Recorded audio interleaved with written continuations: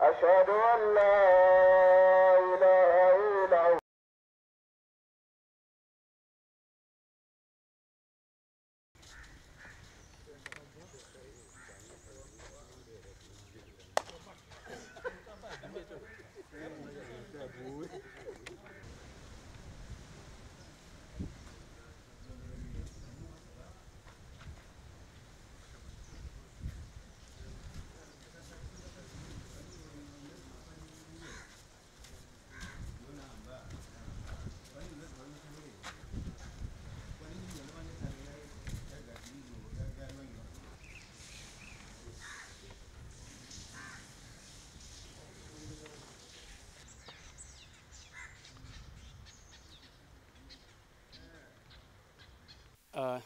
Naitwa Omar Rashid Kisinyo, nikiwa imamu wa msikiti Kongo. Msikiti huu ni msikiti wa zamani sana. Msikiti huu ulijengwa na Arab traders mnamo senchari ya 14. Ndio walijenga msikiti huu. Na sisi tuliupata msikiti huu baada ya kugundulika na watu wa vijiji 4 hivi vya Diani, ikiwemo Maroni, Mbumoni, Makamba, Mamambi na wengine katika ukunda ama Diani location. Shekhe aliyegundua sehemu hii anaitwa Sheikh Munyikombo. Hapa Sheikh Munyikombo alitokea mradi zama zile kwamba kila mwaka mara 3 tunafanya maulidi ya Kongo. Kuna maulidi ya Kongo hapa tunafanya. Msikiti ukawa ni wa wenyeji wa Diani location, ni wa wenyeji wa Makamba, ni wa wenyeji wa Mvumoni. Kwa kila mwaka mara 3 tunafanya maulidi. Watu kutoka Mombasa, kutoka Nairobi, kutoka Takaungu, kutoka sehemu tofauti za nchi wanakuja hapa kwa ajili ya kufanya ibada yao katika msikiti wao. Na baada ya miaka fulani hivi tukawa katika msikiti huu tunakuja kufanya, wazee wetu wale wakaya wanafanya matandiko katika sehemu hii kwa sababu kutokana na mambo ya zamani. Na wazee wa zamani walikuwa wafanya matandiko, tukaelimishana baina ya wazee na watu wa msikiti mpaka tukaona matandiko tuyaache kando, tufanye ibada yetu ya msikiti kwa kuabudu Mungu. Ndani ya ardhi hii kulikuwa na watu wazee wetu ambao walikuwa wakilima Makuchengwa family, ndio kilima katika ardhi hii. Sasa hivi katika Makuchengwa family wote walienda kwa Mwenyezi Mungu, walifariki, lakini kumebakia mzee mmoja anaitwa Ramadhani Ingu ndiye amesalia, ambaye alikuwa kilima hapa na familia yake. Kwenye msikiti huu ni msikiti ambao wale Arab traders walipojenga hawakutumia vyuma, ni tofauti na misikiti ya kileo inayojengwa, wala sio jiwe ambalo limechongwa. Msikiti huu wametumia mawe yale mepesi ya bahari na mawe mepesi ya juu katika kujenga msikiti huu. Walikuwa wakichoma mawe, ile jivu la mawe wanatumia kama cement kujengea msikiti huu. Kwa hivyo ujuzi wa kujenga msikiti huu wao walikuwa wajenga katika hali yao ambao walikuwa wanajenga msikiti. Na hii imeenea katika pwani nzima. Ukienda Lamu utapata msikiti design kama hii, ukienda Zanzibar utapata msikiti kama hii, ukienda Mozambique utapata msikiti kama huu. Wale Arab traders wakipita wakati huo ndio walijenga msikiti kama huu. Huu umejengwa kabla ya Fort Jesus haijajengwa. Fort Jesus umejengwa 17th century. Whereas msikiti Kongo umejengwa 14th century. Kwa hivyo ni msikiti ambao hatukujenga sisi, umejengwa na ndugu zetu Waislamu waliotangulia. Na Waislamu wote ni ndugu, wa leo na wakesho na wakesho hivyo, kama kitabu chetu kinavyotuelekeza kwamba Waislamu ni ndugu. Na alipokufa shekhe ambaye alikuwa kiongoza msikiti huu, alizikwa mbele ya msikiti huu akiitwa Shekhe Kongo, na mbele ya msikiti huu kuna kaburi lake. Kwenye uwanja huu wa Kongo ambao kuna baadhi ya watu ambao wanadai sasa ni wao, kuna makaburi ya ndugu zetu waliofariki nyakati zile waliokuwa wanaishi hapa. Makaburi yako sehemu ya watoto, makaburi ya wazee, makaburi ya wasichana. hao ni watu ambao walikuwa kiishi sehemu hizi, na mwaka 83 ikawa gazetted kwamba Kongo Mosque ni miongoni mwa Taurati za nchi ya Kenya. Kufikia sasa jamii ya Kongo Mosque inashirikiana na Kenya National Museum kuhifadhi Taurati kama hii. Leo ikipotea tutakuwa tumepoteza historia ya Waislamu na umma mzima wa nchi ya Kenya.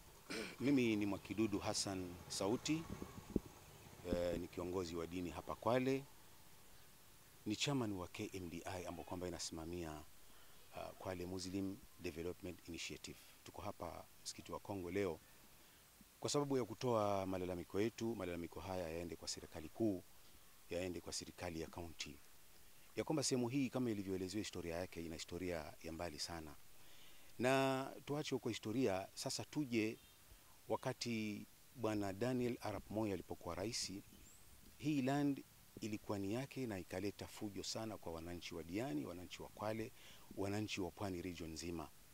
Lakini Rais Moi kwa hekima zake, kwa busara zake, hii sehemu akaitoa kwa watu wa Kwale, na alipoitoa kwa watu wa Kwale ikawa ni ardhi ambayo kwamba ni ya Waislamu, ni wakfu ya Waislamu. Na ikiwa ardhi ni ya wakfu ya Waislamu, maana yake ni kwamba ardhi hiyo si milki ya mtu.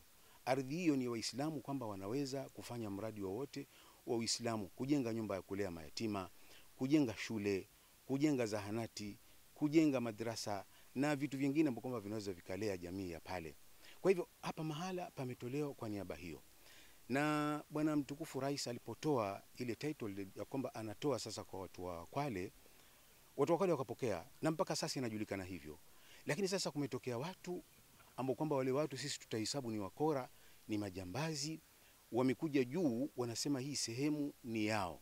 Na la ajabu ni kwamba mtukufu rais alipotoa title deed, wao hawakupigania kwamba hii sehemu ni yetu, wala mtukufu rais hakuwapa title deed kwamba nyinyi ndio mlipigania. Alitoa title deed kwamba ni ya Waislamu. Sasa tunashangaa walikuwa wapi wakati ule Waislamu wanapigania? Waislamu walipigania kwa jina la Waislamu, si kwa jina la watu maalumu. Na Waislamu wangekuwa na uwezo kupauza, ingekuwa ashapauza kitambo. Kuna wakubwa Waislamu walitangulia. Lakini sasa hawakuuza kwa sababu wanajua hii ni milki ya Waislamu. Sasa leo kumejitokeza watu wanasema ni kwao, kwa juu. Na la masikitiko ni kwamba wanapita katika njia za serikali, wanapata vibali, wanasema wana title deed ambayo kwamba imetoka pia. Sasa sisi kama Waislamu tunasema hivi, haya mambo ikiwa kuyafuata kisheria katika nchi zetu ni ngumu. Nafikiri serikali, bwana Raila, unakumbuka vizuri zile fujo zilizokuwa hapa wakati wa Amiri Banda 1996.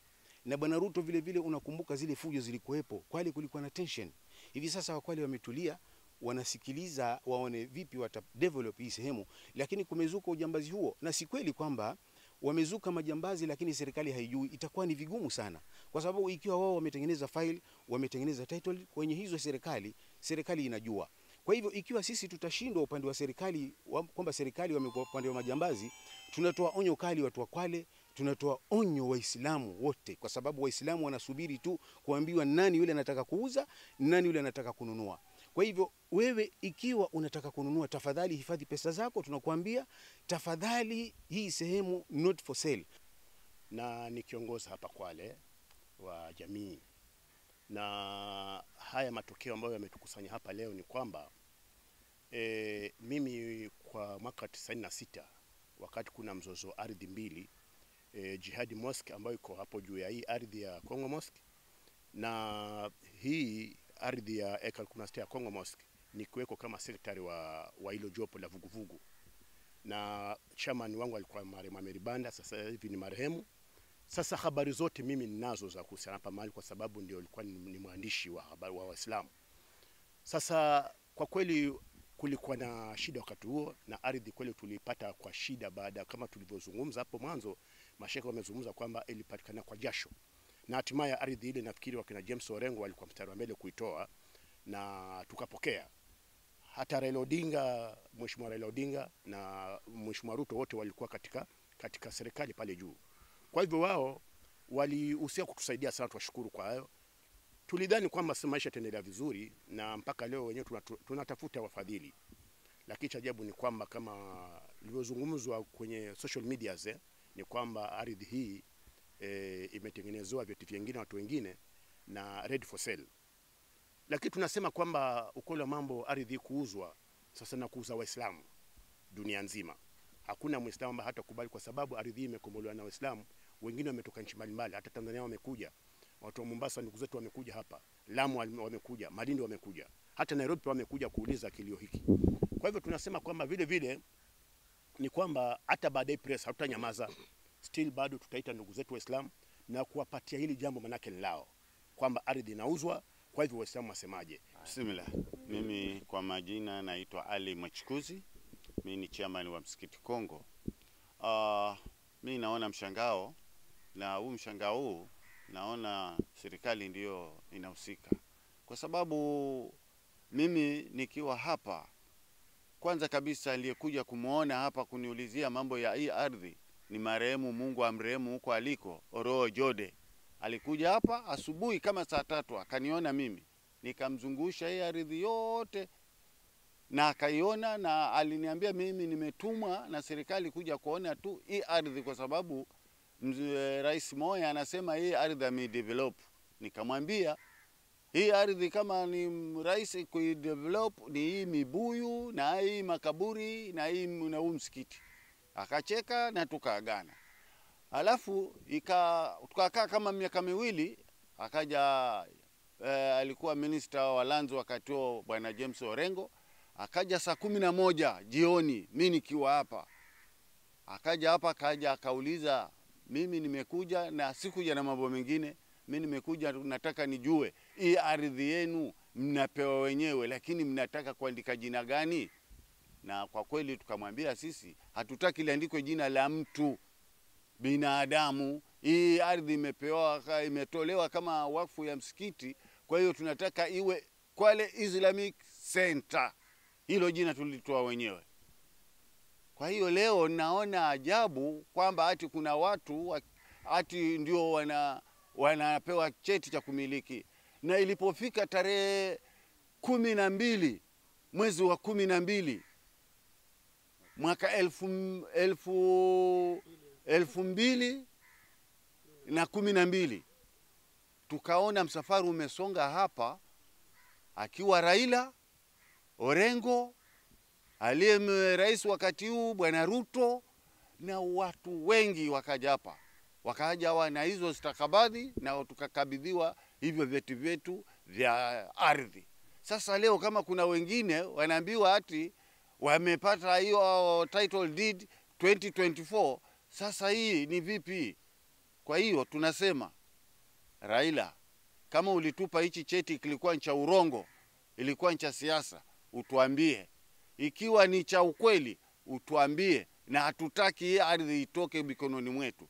Na sisi wallahi bilahi tuko tayari. Kama hii ardhi itaenda, wataenda Waislamu wote. Tuko tayari.